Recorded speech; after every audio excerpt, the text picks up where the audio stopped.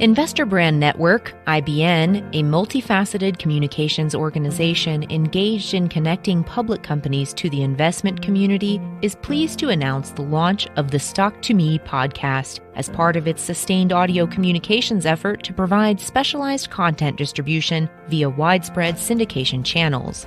The following Stock2Me podcast is an Investor Brand Network audio production and may feature a client partner of IBN. Investor Brand Network may have been compensated for the production of this podcast. Please be sure to read our entire disclaimer for full disclosure. Thank you, and here today is your host of the Stock2Me podcast. Welcome one, welcome all to another online business briefing brought to you by the Investor Brand Network. I am your host, Stuart Smith, and today we're joined by M.E. Tuthill. That's Mary Ellen Tuthill. She's a financial writer and journalist. We're going to learn about her and her life, but we're also going to talk specifically today about her book, Repo-Madness, a Simpleton's Guide to the Street's Wicked Ways. With that, let's welcome our guest to the show today. Mary Ellen, thank you for making time for us here at the Investor Brand Network. Well, thank you for having me. I really appreciate it.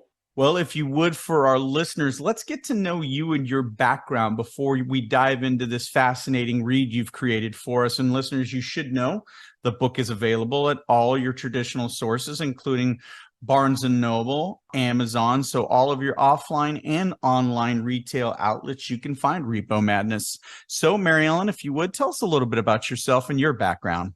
Well, I was born and raised outside of Boston, Massachusetts, and I spent the earlier part of my career in broadcasting as a radio journalist. And then after 10 years of that, I decided for personal reasons I really needed to stay geographically in place. And really, I think I was ready for a change anyway. So I decided to take a big leap. And I mean big, because I was a literary person. I knew nothing about money, zero. So I decided to become a financial advisor. So I was that for 13 years, and it was really a good experience because I learned a lot about money. And ironically, though, I was in all these brokerage firms, and I knew nothing about what I'm writing about, which is a huge market in the financial system, but I'd never heard of it. All those years I was out talking to clients and et cetera, I didn't even know this huge financial behemoth existed. And I can vouch that no one in our brokerage firm knew about it either. Mm-hmm. Mm-hmm. So we were relegated to the usual stuff, selling financial plans, mutual funds, stocks, and annuities. So anyhow, after 13 years, I'd had enough of that. I had written a financial planning column for the local paper, and so I had some samples, and I got a position as a financial writer at iMoneyNet, which is the go-to place. I'm not sure where it is today because we all got laid off in 2017, and I think they merged it with another part of the corporation. But at the time I was hired, iMoneyNet had been in existence from the early 70s as the go-to place for money market data. I mean, it had a long history from just when money market funds were invented. I wrote articles about money market funds. And when I first got the job, I thought, well, this is great. I have a 9-to-5 steady paycheck, but money market funds weren't really that exciting to write about. Mm-hmm. But then when the financial crisis hit, everything changed because they have such an integral role in what happened. And for the next 9 years after that happened, I just wrote every week, every day about the money market funds and about the shadow banking system in general. And I got addicted to it. I got hooked on it because I'm not a mathematician. I'm not a market guru. So it took a lot of mental gymnastics. It was a real challenge for me to wrap my head around this stuff. And to this day, I have a hard time articulating what certain products are. I could write about them much easier than I could talk about them. But they're complicated, and I found it to be incredibly challenging to just see the massive size of this shadow banking system.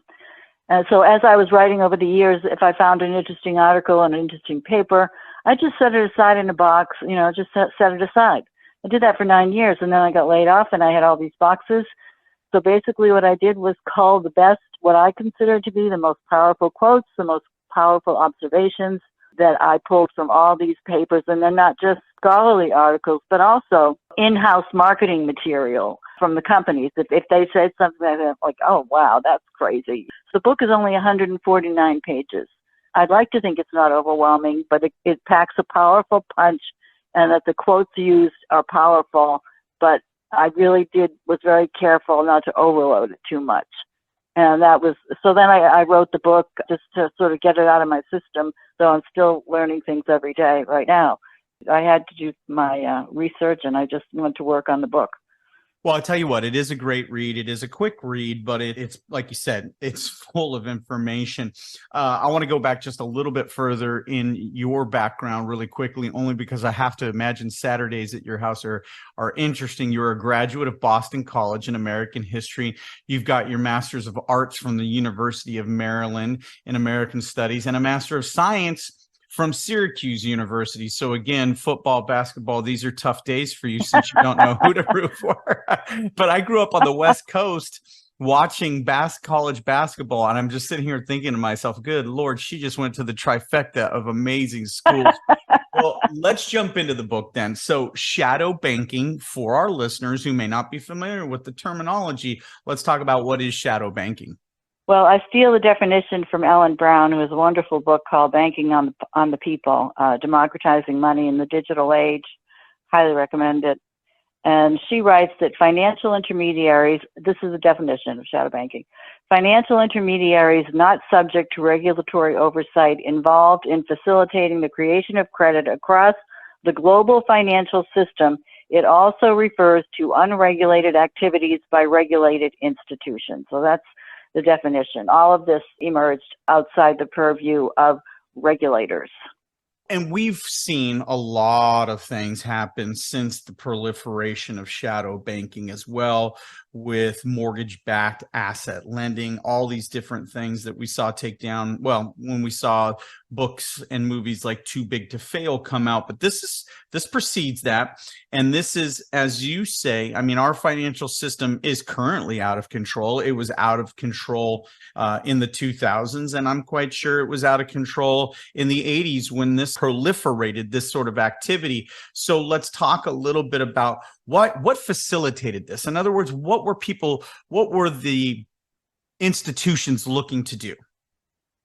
Well, first of all, before I get to that, I would like to share my metaphor of the ball of twine around the earth. Do it. I don't know if you remember that. I like people to think of themselves, the planet Earth is encased in fiber optic cables, so that when you look at it from the moon, it looks like a giant ball of twine. And in these cables are trillions and trillions of transactions spilling off profits for what I call the fortunate few. And these cables are above our head. Nobody sees them. We're not aware of them. And yet this huge swath of money that, of course, and it goes without question, should be stopped and redirected into the real economy to help people. All that money is encapsulated in those cables. It started in the 80s. Well, actually, it started in the 50s when the Federal Reserve sort of instituted the repurchase agreement market to create liquidity in the market and ready access to lots of easy money for businesses. But it was generally under the radar. The Fed had used it as a monetary tool. If they wanted to loosen the monetary policy, they would, lend cash. Because first of all, repos are short-term collateralized loans that roll over every night. They come due every day. Mm-hmm. So it's almost like having real money because, your access is very fluid. You can get at it any time. And so the Federal Reserve, infused this repo. When they wanted to loosen the money supply, they lend cash. When they wanted to tighten it and have collateral as securities, when they wanted to tighten the money supply, they would lend the securities. And so it was sort of out there in the 50s and 60s, sort of germinating. But it wasn't until we have the money market funds in the 70s, and that proved to be an accelerant as well, because money market funds are made up of repo. I mean, that's it. So, and they're in the trillions of dollars. But from the early years of money market funds, that was an accelerant to all of this, because it was a place where they could put these overnight short-term loans and hold them without having to worry about anything, because they were so liquid.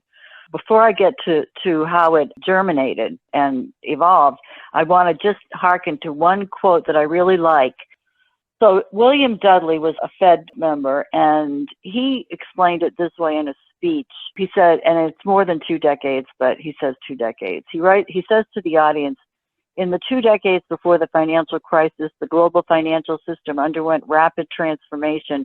During this period, there was a shift from bank-based financial intermediation to capital markets-based financial intermediation, and an increase in the scale and complexity of securitization activities, which is taking a bunch of loans and packaging them. The point is that the traditional bank system, the loan deposit rate spreads from the old banking model were totally overtaken by these cables and capital markets and much faster flows of money into, all kinds of instruments. But I do want to read a quote because I thought it was really telling. In 1987, Franklin Edwards was an economist, and he spoke at Jackson Hole. And he said, the idea that this system may in some way be seriously flawed is an alien thought. The notion that it should be drastically changed shocks us. If it works, don't change it is a philosophy that needs no proselytizing. But the world is changing, and our financial system is no longer working well. Worse, it is failing in ways that are not immediately obvious, giving us a false sense of comfort. The seeds of change planted in the 1960s have long ago sent their shoots to every corner of the financial landscape. Institutions are being entangled and will eventually be smothered unless the financial system is restructured to accommodate these changes. And the only word I have trouble with there is smothered. Were it be that they were smothered, right? But anyhow, he's predicting, what happened, and nobody paid attention to him, of course. But I just thought that was a very powerful statement. He could see the handwriting on the wall.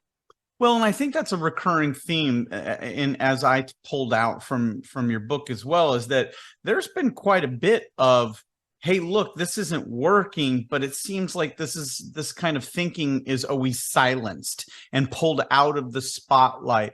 I mean, again, I know we have a lot of conspiracy theories in America and around the world, but for good reason. Most of the time is what I mostly take away from it. I mean, obviously, when you have a system that actually leans towards a precious few, as you said, that's above our heads, the mainstream population, that we don't get to partake in this. Obviously, that system is not democratic. That system only takes care of a certain few. Why do you think it's so that we don't hear more outcry about this? Or are we hearing it and we just aren't listening? No, we don't hear it at all. And it's worse than I thought. I've become a little radicalized in the last couple of weeks. Because in the book, of course, it says that the academics who write for, reforms that might be costly to banks are shunned and they're disinvited to conferences, that sort of thing. So I, absorbed that, and I thought, not surprising, but now I'm a little radicalized because I don't know if you saw recently Better Markets, that's an advocacy group for financial consumers. And they put forth 2 weeks ago a 7-hour panel on how to end too big to fail, to commemorate, if that's the right word, the bailout of Lehman. And there was not one reformer in 7 hours of people. It was all hand-wringing and, we don't have the political will and we're stuck with it. Well, it's a real big mess.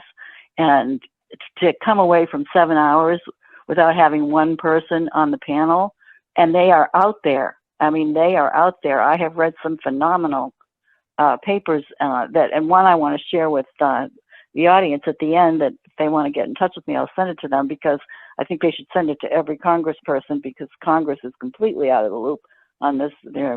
Anyway, so I saw the guy who wrote The Creature from Jekyll Island, Edward Griffiths, and he said, because you talk about all this money that's in these fiber optic cables. Well, where does it go? And he said, so I'll blame him for saying this, but that it wouldn't be a reach that it goes to buy newspapers and television stations, et cetera, because they're muzzling, the media is muzzled on this. You will not see any of the people I mentioned in the book interviewed, or even Thomas Hoenig, who was a Fed Reserve official, head of Kansas City Fed, I think, and with the FDIC. In 2012, he wrote a paper on how to restructure the financial system.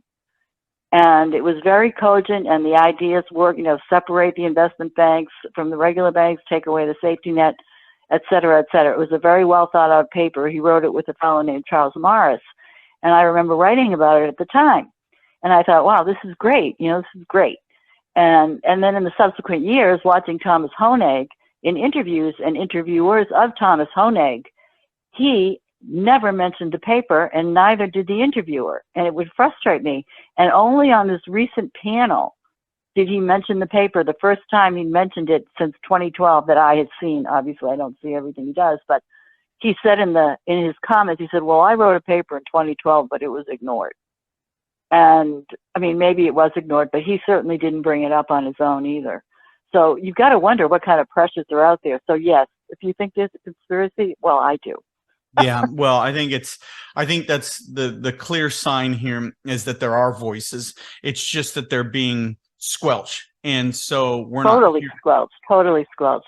Well, and it makes me think that it's a great interview with you right now. So let's go back to how people can get a hold of you. Let's talk about that really quick. You are everywhere. And again, we are speaking to M.E. Tuthill. That's M.E. for Mary Ellen Tuthill. And that's how you find Mary Ellen. You can just do a Google search. That's what I highly recommend because she is on LinkedIn, Facebook, Instagram, Twitter, and YouTube. So the easiest way, instead of me listing off all those individual addresses, is do a Google search, which I just did, of M.E. Tuthill, and you'll easily be able to find Repo-Madness, and you'll easily be able to find ways to buy it as well. What are some of the revelations in your book that you want as takeaways too? In other words, what do you want the reader leaving with after they've read your book? Well, I think the most important thing for them to take, first of all, I don't want them to be people who normally read finance. I want people who don't normally read finance to read my book. And the takeaway from it is that you might think, well, I don't know about this stuff. It's too complicated, and walk away. Even though you're struggling to pay your bills and the whole society is upended, you're in your day-to-day struggle, and Wall Street and its machinations are beyond your comprehension. So you don't really have an opinion because you don't know. I mean, it's just so complicated. Well, that's going to end with my book, because what I do in my book is say, yes, it's out of control. Yes, it's crazy. And you're right to believe that. And if you need confirmation that that is the absolute truth, then you just read my book, because I don't say it myself. I take it from very renowned economists who are quoted in my book saying exactly the same thing. So that's step one. Step two is you have to know that it has to be restructured, that you have to lobby your Congress people. My dream is to have people say to their congressman or congresswoman, I will not vote for you, because, this plan that unfortunately I found it after I finished writing the book. It came out just about a week ago or a couple of weeks ago, but it's a super great plan to restructure the entire system. It's not really complicated, and it works. And I'm at M.E. Tuthill, author M.E. Tuthill at gmail.com, or you can get me at LinkedIn, either way. But if you want a copy of that report, I'd like to send it to you, because you have the key to all this is getting Congress people aware of it, and they know nothing. In 15 years of studying this stuff, one politician even mentioned the word repurchase agreement, and that was in 1982, and it was Ed Koch. And I have a friend, Mary Fricker, who has a website all about this, which I highly recommend. She lobbies Congress, and she tells me when she talks to them about this stuff, she gets glazed eyes. But it's important. We're really in a horrible financial situation in this country now. So it's really important that this happens. So I think if people would take this report, which is so beautifully written and logical, and send it to their congressperson, demand somebody introduce legislation, and then say, if you don't support it, I won't vote for you. That's right. Because that's the only way we're going to get it done. Well, I do want to point out that on LinkedIn, you are there under Mary Ellen Tuthill. So Yeah. Another great way to find you, and you're offering this report. Obviously, I know what you hope to accomplish by writing this book. You want the veil to be lifted. Is that a fair assessment? Yeah, I want to strip the veneer off of Wall Street, show the people, the readers, some of the mechanics, just give them a little hook to put their hat on. Because when we talk about spending $8 trillion on forever wars, you can visualize the weapons and the contracts and, see how that money's being spent. But with shadow banking, it's in the shadow. You can't really see how it's being spent, where it's going, what it's doing, or even how it's invested or the mechanics. So it's sort of rudimentary, my book. Like I said, I'm not really great at talking about this stuff, even as I write about it. I just did the best I could. But I just wanted the readers to get an idea of the repurchase agreement, because it's a $13 trillion market that nobody knows about.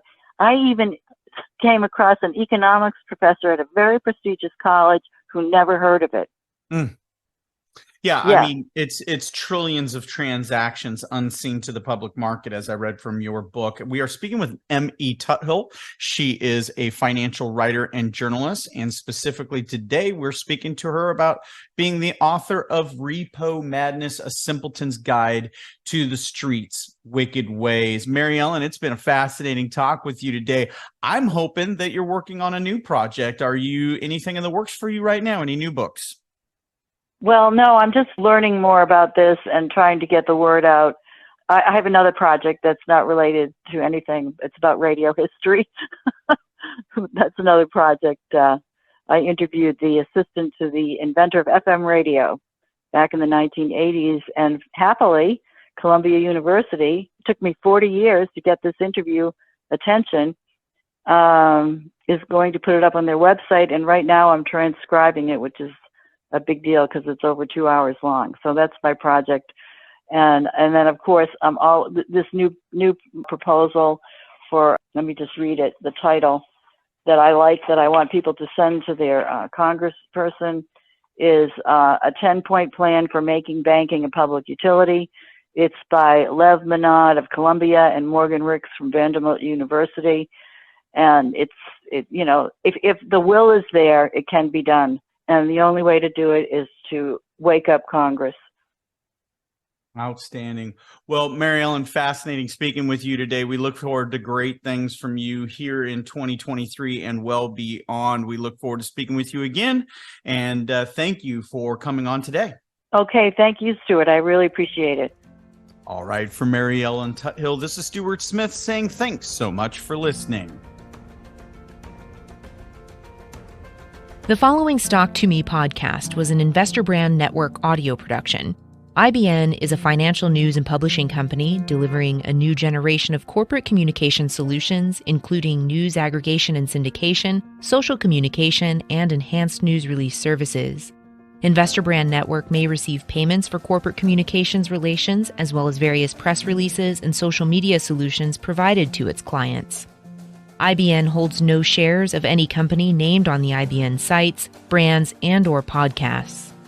To be clear, all officers, directors, and independent contractors of Investor Brand Network hold zero positions in and do not trade or intend to trade the securities for their own accounts. This interview is not an offer or recommendation to buy or sell securities. Information in this broadcast is presented solely for informative purposes and is not intended to be or should it be construed as investment advice. As in all investments, investment in the featured company carries an investment risk. Listeners should review the company thoroughly with the registered investment advisor or registered stockbroker. This podcast audio interview by Investor Brand Network is not intended to be a complete study of the featured company or other companies mentioned. Information used and statements of fact have been obtained from featured company and other sources, but not verified nor guaranteed by Investor Brand Network as to completeness and accuracy. Such information is subject to change without notice. Please see our full disclaimers and disclosures at investorbrandnetwork.com.